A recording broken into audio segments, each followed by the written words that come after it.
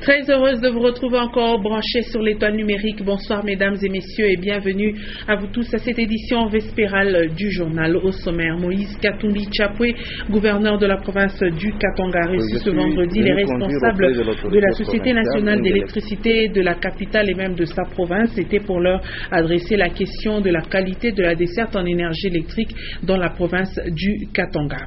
Et ce 3 juillet, l'on célèbre à l'échelle mondiale la journée sans sac en plastique. Malgré l'interdiction par l'ancien ministre de l'Industrie, le sac en plastique continue à être utilisé en République démocratique du Congo. Pourtant, la problématique de gestion pose encore problème.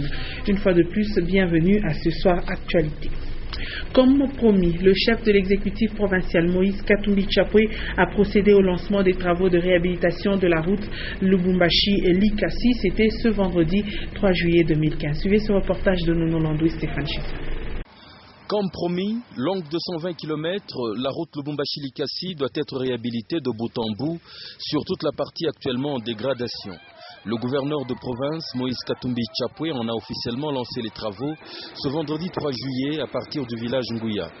Des travaux qui vont consister au renouvellement des couches de fondation et de roulement, ainsi qu'à l'élargissement de la chaussée pour faciliter le dépassement. D'ores et déjà, les Chinois de l'entreprise Grec 7 chargés de l'exécution des travaux sont à pied d'œuvre. Ils renouvellent la couche de fondation à base du ciment cru. Moïse Katumbi Tchapoué a palpé du doigt les différentes facettes de ce chantier et ce sous les ovations de la population riveraine. Les usagers de cette route n'ont pas caché leur satisfaction. Tukawa gouverneur tunampatia courage, endelee paka hivi kufika tu na kumuna aishe tu barabara yote. Mungu amsaidie sana, umbariki. Kama tunaona Mungu alitupatia mwanaume mpapasi ya Jezi, bamwache afanye kazi yake. Hapana, juu ya barabara ntuka tunashikia furaha sana. Batuachie gouverneur wetu atufanyishe vitu vya propre. Tunatoka pa Lubumbashi tukunenda directement Dilolo. Tunaangalia tu vile baleka kudron, inatufurahisha sana. Inatufurahisha sana. Bamwache president tushie vile kona yote. Voué à la promotion du football, le gouverneur de province s'est permis d'écouter les doléances des jeunes enfants vacanciers qui se livrent au football à base des ballons communément appelés Kifumpa, qu'il échangera par des ballons appropriés en cuir. La réhabilitation de cette route va booster davantage les transactions commerciales en général et celles relevant du secteur du transport en particulier. C'est pour adresser la question de la qualité de la fourniture en énergie électrique que le gouverneur du Katanga a reçu en audience le responsable de la Société nationale d'électricité de Kinshasa et ceux du Katanga. C'était ce vendredi à son domicile. Oui, je suis venu conduire auprès de l'autorité provinciale une délégation de la SNEL composée du directeur provincial de la SNEL, le DPK, du directeur des transports et d'un haut responsable qui est venu de Kinshasa à l'occasion de la pose de la première pierre des cabines que nous allons construire dans la commune de Katouba à la suite de la construction de la sous-station 24 MVA pour desservir davantage et correctement la population. Mais nous avions porté préalablement à cela à la connaissance de l'autorité provinciale qu'il y avait un grand déficit constaté en ce qui concerne la desserte domestique de la population. Et c'est à ce sujet-là que nous sommes venus avec la délégation dont je viens de parler pour qu'elle explique à son Excellence, Monsieur le Gouverneur, les tenants et les aboutissants de cette situation. Alors, nous voulons porter à la connaissance de la population qu'au jour d'aujourd'hui, la SNEL est confrontée à deux grands problèmes majeurs. Le premier, c'est que ces installations de production accusent des faiblesses. Nous avons perdu récemment un groupe à la centrale de Madingoucha qui produisait 11 MW. Donc, le temps que ça prendra pour réparer, nous allons souffrir de ce manque qui vient s'ajouter sur le grand déficit dont nous souffrons depuis des années. La deuxième difficulté, c'est que, vous l'aurez constaté, cette saison, les pluies ne sont pas tombées suffisamment, en abondance. Ce qui fait que le niveau des eaux dans les rivières n'est pas remonté très haut. Et la conséquence, c'est que nous ne savons pas faire fonctionner toutes les machines des centrales d'Enzilo et d'Enseke à pleine charge. Parce que l'eau n'a pas atteint le niveau acceptable, suffisant pour le faire fonctionner. Alors c'est à ce sujet-là que l'autorité provinciale, comme d'habitude, a donné des orientations pour que la SNEL tienne compte de l'importance de desservir correctement la population. Autant il faut accorder de l'attention à la population, aux miniers, autant il faut accorder de l'attention à la population. Et c'est fini avec les vacances pour les élus du peuple. À partir du samedi 4 juillet, ils reprennent le chemin du Parlement et ce selon les dispositions de la Constitution. La session extraordinaire vise donc à doter le pays des lois en prévision des échéances électorales et du découpage administratif. Plus de détails avec Augustin Célestin Muganta. Le Parlement congolais convoqué en session extraordinaire. Cette décision découle des échanges entre le président de la Chambre basse, Aubin Minakou, et Léon Kengo Adondo, président du Sénat. La session extraordinaire de 30 jours s'ouvre le samedi 4 juillet 2015 et se clôture le 2 août 2015. Cette session extraordinaire a été sollicitée par le président de la République, Joseph Kabila. Le souci est d'épuiser quelques litiges législatifs par rapport aux besoins politiques actuels. Au cours de la session parlementaire, 4 points sont inscrits à l'ordre du jour. Le projet de loi portant répartition des sièges aux élections locales et municipales, le projet de loi organique fixant l'organisation et fonctionnement des services publics du pouvoir central, des provinces et des entités territoriales décentralisées, le projet de loi portant statut des chefs coutumiers ainsi que la révision du règlement d'ordre intérieur de l'Assemblée nationale. En plein processus du découpage administratif, le vote de ces projets de loi par le Parlement congolais permettra aux nouvelles provinces de la République démocratique du Congo de fonctionner normalement et d'éviter les interférences entre les provinces et le pouvoir central. Il sera aussi question de baliser le chemin pour ce qui est du processus électoral en tenant compte de la nouvelle cartographie administrative en République démocratique du Congo. Je l'annonçais au sommaire, le monde célèbre la journée sans sac en plastique ce 3 juillet 2015 en République démocratique du Congo. Plus précisément, dans la ville de Lubumbashi, le sac en plastique continue à être utilisé comme emballage. Pourtant, cette matière est non biodégradable et la problématique de gestion pose encore problème, nous dit Ejechala. C'est depuis 2012 que l'ancien ministre Rémi Musungai, en charge de l'industrie, petite et moyenne entreprise, avait pris la mesure interdisant la fabrication des emballages en plastique en République démocratique du Congo. Une réalité qui est loin d'être respectée. À travers la ville de Lubumbashi, l'on remarque encore la présence des emballages en plastique. Ces emballages sont plus utilisés par les commerçants, tout comme les clients. On retrouve les emballages sous toutes les formes et différentes tailles sur les marchés. Le plastique, qui est une matière non dégradable, joue un rôle non négligeable dans la pollution de l'environnement. Une fois utilisé, l'emballage en plastique n'est souvent pas détruit, moins encore recyclé, et cela produit des conséquences néfastes sur la protection de l'environnement. Pour certains experts en environnement, la décision du ministre Rémi Musungai est salutaire, mais souffre d'application, et cela étant donné qu'il n'y a pas encore une politique du gouvernement en matière de gestion des matières plastiques. D'autres proposent même la fabrication des emballages en papier ou des sachets biodégradables pour ainsi contourner la difficulté. Certains pays africains ont enregistré des avancées significatives dans ces secteurs, à l'exemple du Rwanda.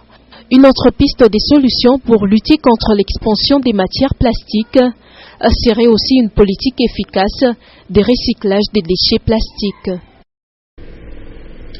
Ouvrons le chapitre de l'éducation pour dire que l'école primaire Mukombozi, parrainée par l'entreprise d'exploitation minière Tenke Fungurume Mining, vient d'être honorée au concours national de dictée 2015 organisé dans la capitale Kinshasa. Cet élève Véro Kaswing Yav de Fungurume a raflé la deuxième place de ce concours avec 90%, nous dit Rufin Kibambe. C'est un accueil chaleureux que les élèves corps enseignant de l'école primaire Mukombozi de Fungurume, auquel se sont joints la coordination des écoles parrainées par TFM et inspecteurs de l'enseignement du territoire de Lubudi, ont réservé à Vero Kaswingiav, leur représentante au concours national de dictée 2015 à Kinshasa. Âgée seulement de 10 ans, a raflé la 2e place au niveau de la province du Katanga et 15e au niveau national avec 90%. Chose que salue l'inspecteur de l'EPSP Lubudi. Aujourd'hui, en 2015, la même école fait un exploit en nous offrant la lauréate provinciale au concours national des dictées. N'est-ce pas une performance exceptionnelle? De retour tête haute de Kinshasa, la lauréate témoigne sa gratitude à l'endroit de ses encadreurs. Aux enseignants, à mes parents et à la directrice et aux inspecteurs. Je les remercie beaucoup de m'avoir enseigné et je remercie aussi les coordonnateurs. Je remercie aussi Dieu parce que si ce n'était pas Dieu, je n'allais pas réussir. L'école primaire Mukombozi est l'une des écoles parrainées par TFM et dont la qualité de l'enseignement fait bonne presse. Le souhait de Tenke Fungurume Mining est de voir cet exploit se reproduire dans toutes les 6 écoles parrainées. L'éducation étant l'une des priorités de son programme de développement communautaire, Tenke Fungurume Mining a construit et réhabilité plusieurs écoles à travers sa concession et continue d'apporter son soutien à plusieurs autres au niveau local et provincial. Restons toujours à Fungurume. Les étudiants en terminale de la faculté des sciences de l'université de Lubumbashi étaient en visite à l'entreprise Tenke Fungurume Mining. L'objectif est d'associer la théorie à la pratique. Une fois de plus, Rufin Kibombe.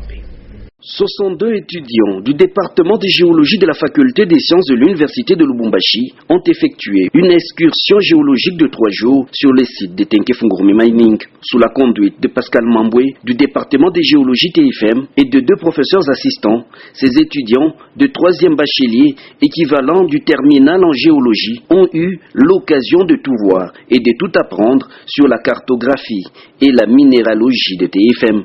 La roche est très fracturée et ça nous donne l'aspect d'une brèche monogénique. Vous avez vu les classes? Une visite qui a permis aux étudiants de confronter la théorie apprise à l'université à la réalité sur le terrain. Nous sommes en train d'élever des formations géologiques en mettant en évidence les types de minéralisation, les styles tectoniques, les caractéristiques sédimentologiques. Et à la fin, nous allons réaliser une coupe géologique qui va présenter les interprétations de la géologie en profondeur. Une visite qui a permis aux étudiants de confronter la théorie apprise à l'université à la réalité sur le terrain. Ce qui m'a frappé ici à Fungurume, ce sont des formations, mais des formations qui sont minéralisées. Cette excursion traduit une franche collaboration entre Tenke Fungurume Mining et l'université de Lubumbashi, y compris tous les autres instituts supérieurs de la province, afin de mieux préparer la relève du Congo de demain. Et le comité de gestion par intérim de l'Institut supérieur des statistiques de Lubumbashi vient de laisser la place au nouveau nommé par le ministre national de l'enseignement supérieur et universitaire, le professeur Faustin Kangmate en est le directeur général. La cérémonie de remise et reprise a eu lieu jeudi en présence du professeur Katamea Iele, le conseiller juridique de l'université de Lubumbashi. Antoine Roger Mbouye et Freddy Boukele pour ce reportage. Le nouveau comité de gestion de l'Institut supérieur des statistiques de Lubumbashi a officiellement pris ses fonctions jeudi 2 juillet 2015. Chapeauté par le professeur Faustin Kangmate Kirnebitien comme directeur général, ce comité constitué des 3 autres membres vient combler les vides laissés par le décès du DG Lunda depuis 2 ans. La remise et reprise entre Faustin Kangmate et le chef des travaux Moula Poumonge qui assumait l'intérim a eu lieu au bureau en présence du conseiller juridique de l'université de Lubumbashi, le professeur Katamea. La situation des patrimoines de l'Institut faite, la signature a posé, les sortants et l'entrant placent chacun un mot. Ce qu'on a fait à l'ISTEM est aussi possible d'être réalisé à l'ISS avec la collaboration de tous. Nous pensons que nous pouvons faire quelque chose de bien qui peut honorer les gens qui nous ont désignés. Selon l'arrêté du ministère de l'ESU du 27 juin 2015, Kang Maté travaillera avec les professeurs Sumbu Chenge, Muteba Chiaz, Thierry Ngoy, respectivement secrétaire général académique, secrétaire général administratif et administrateur de budget. Et comme mission assignée au comité, à mener une gestion pouvant développer et assurer l'excellence à l'ISS Lubumbashi.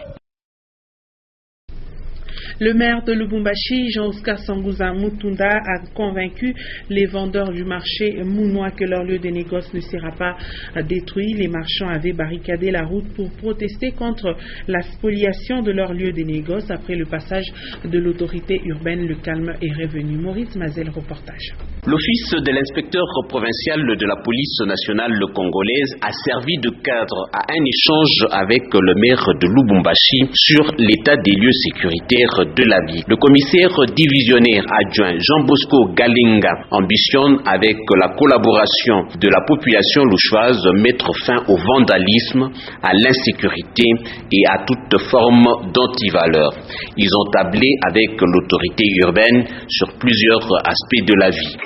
Très indispensable pour que je puisse rencontrer le numéro 1 de la police au Katanga. Et avec lui, nous avons échangé sur plusieurs questions, surtout en ce qui concerne le maintien d'ordre. Le maintien d'ordre dans la ville de Lubumbashi, la lutte, et de tout ça, la lutte contre la criminalité, le banditisme, tout ce qu'il y a comme désordre dans la ville. De là, le maire Jean-Oscar Sangouza Mutunda, accompagné du commandant de la police district ouest, s'est rendu au second marché sur l'axe Mounois, dans la commune annexe. Sur le lieu, le maire a rassuré les vendeurs de ce lieu de négoce et la population de cette contrée que personne ne peut leur priver ce marché. Le maire a apaisé tout le monde et demandé aux vendeurs de rebâtir leur échoppe. Il a recommandé au chef de quartier André Mouitois d'être souvent à l'écoute de ses administrés pour solutionner tant soit peu au quotidien les difficultés auxquelles ils sont confrontés. 42 journalistes devenus des 4 coins de la province du Katanga prennent part à une formation sur le rôle des médias dans la conduite et la promotion d'un processus électoral pacifique en République démocratique du Congo. Cette formation initiée par la MONUSCO vise entre autres renforcer les capacités des journalistes en vue de leur permettre d'avoir une conduite responsable pendant la période préélectorale, électorale et post-électorale. Cadre choisi, la salle de conférence de l'hôtel La Rose. Jean-Claude Mbal, reportage. Pour Guran Diaye, chef de bureau de la MONUSCO, son institution espère des journalistes le traitement des informations de manière équilibrée et impartiale et surtout une couverture responsable. Au nom du ministre de la Communication, son directeur de cabinet a appelé les professionnels de médias à plus d'assiduité et de recevoir en toute humilité les différentes communications. La première intervention est celle de Madame Mukulu Moya de la Commission électorale nationale indépendante. Elle s'est étalée sur les processus électoraux en République démocratique du Congo, défis et perspectives. Richard Kalumba s'est appesanti sur le rôle des instances de régulation de la communication en période électorale. Jacques Ballon Kaboulou a édifié l'auditoire sur 2 sous-thèmes, à savoir pas d'élection libre sans presse libre et les relations entre les acteurs électoraux et les médias. Et Jérôme Mwepou Kalonda s'est chargé du rôle de l'UNPC dans la régulation de médias. Parmi les interventions du jour, on a aussi noté celle du chef des travaux Maurice Kitoko sur les médias, prévention des tensions électorales et la gestion des crises post-électorales. L'autre du professeur Kassongo Mwimayamba Yamba a porté sur la pratique journalistique en période électorale, de l'éthique à la responsabilité journalistique. Cet atelier se clôture le vendredi 3 juillet. Parlons sport à présent. En prévision de son match de la 2e journée de la phase de groupe de la Ligue des Champions contre Maghreb Tétouan, le tout-puissant Mazembe affronte ce samedi en son stade la sélection des joueurs de Lupopo et Don Bosco. Cette sélection s'est entraînée ce vendredi matin au stade TP Mazembe sous la conduite de Raoul Chungu et Kassongo Ngadou, respectivement entraîneurs de Lupopo et Don Bosco. Jean-Marc Kassongo. Le FC Saint-Éloi-Lupopo et le cercle sportif Don Bosco, ensemble pour une séance d'entraînement commune. Cela n'arrive pas tous les jours. Les deux représentants de la RDC à la prochaine Coupe de la CAF l'année prochaine s'unissent pour servir des bons sparring partenaires au Corbeau des Mazembe, engagés en quart de finale de la Ligue des Champions. À la séance d'entraînement de ce vendredi matin, la majorité de joueurs de Don Bosco et ceux de Lupopo étaient présents, excepté les blessés. L'objectif est de mettre sur pied une sélection capable de se défendre et de donner du fil à retordre au TP Mazembe. Bon, on veut offrir un peu, on veut servir un peu Mazembe, dans quel sens, c'est-à-dire Mazembe a besoin du match. Comme ils vont jouer bientôt là, ils ont demandé qu'on fasse une sélection pour jouer leur série d'entraînement, quoi. C'est ce qu'ils sont en train de faire. On a voulu mettre l'équipe de Lupopo toute seule, mais on a beaucoup de blessés, On ne peut pas, pour l'instant, pas avoir une équipe compacte. J'ai fait allusion à celle qui a joué la Coupe du Congo. Alors on s'est dit, pourquoi ne pas faire une sélection de Don Bosco Lupopo, d'autant plus que nous sommes les deux représentants de l'RDC, la compétition africaine. Les deux staffs techniques réunis dans les gradins ont supervisé rigoureusement la séance d'entraînement afin de sortir la liste définitive des athlètes qui vont affronter Mazembe ce samedi à 16h. Visiblement, le tournoi de la fraternité continue à produire des bons résultats sur le plan des relations entre clubs du Katanga. Et pour terminer, le drapeau du tout-puissant Mazembe Anglebert flotte au sommet du Mont Blanc depuis le 3 juin dernier. Alain Goï Katwebe et Idriss Fumutumbi sont les deux académiciens qui ont relevé le deuxième défi, celui d'escalader les 4810 mètres du toit de l'Europe. Orphée David Kininga nous en dit plus. Quelques mois après avoir réussi à parcourir Angers-Madrid à pied, les académiciens de Katumbi Football Academy ont relevé le deuxième défi en hissant le drapeau du tout-puissant Mazembe Anglebert sur le toit de l'Europe, au sommet du Mont Blanc. 3 jours ont suffi au jeune défenseur central Alain Goï Katwebe pour gravir les 4810 mètres d'altitude du Mont Blanc. Au deuxième jour déjà, et après l'abandon de son coéquipier Idriss Fumutumbi, essoufflé, Alain Goï a atteint le refuge des Tétrousses à 3200 mètres. Il découvre alors qu'il est le premier Congolais à y parvenir et va l'immortaliser en plaçant sa punaise sur la carte. Je suis vraiment satisfait vraiment parce que je suis le premier Congolais arrivé à cette altitude ici. À monter aussi le Mont Blanc. Je suis vraiment satisfait. Je suis obligé de pointer cette petite aiguille ici pour un peu montrer qu'il y avait aussi un Congolais ici qui a escaladé le Mont Blanc. Je pense que vous pouvez me avancer ici. On va avancer en Afrique. On va voir effectivement qu'il y a des gens un peu partout, mais d'Afrique il n'y a pas beaucoup. Et effectivement, ici, hein. Du Congo, il n'y a personne. C'est mon frère ici, Tanzanie, Togo, quoi encore, et Ghana aussi. Je viens aussi de pointer aussi pour Lubumbashi. Voilà, on a l'aiguille posée sur le Lubumbashi. Avec des températures atteignant les moins 20 degrés Celsius, Alain Goï Katwebe a relevé le défi, poussant son corps à la limite. Au point culminant de la chaîne des Alpes, Alain Goï a remercié le couple Moïse et Karine Katumbi pour avoir permis cette expédition. Bon, maintenant là, je suis vraiment très fier là. Je remercie mon Dieu. C'est le deuxième défi réussi. En plus, je viens de remercier aussi notre président Moïse Katumbi et présidente Madame Karine Katumbi. En fait, je suis vraiment content d'être ici au sommet. Ce n'est pas facile, hein. Ce n'est pas facile, on a parcouru vraiment une longue distance. C'est pour dire que je serai au sommet aussi du football européen, même mondial. Et aussi Mazembe, toujours leader, toujours au sommet du football africain. Ouais, ça déchire. Je suis très content. Impossible n'est pas Mazembe, non? Impossible n'est pas Mazembe. Impossible n'est pas Kaifa. Les deux académiciens étaient accompagnés de Régis Laguesse, directeur de la Katumbi Football Academy. Et c'est complètement terminé avec cette édition du journal. Merci, mesdames et messieurs, de nous avoir suivis. Tout juste après moi, suivez en page magazine le retour de cette candidate de Fungurume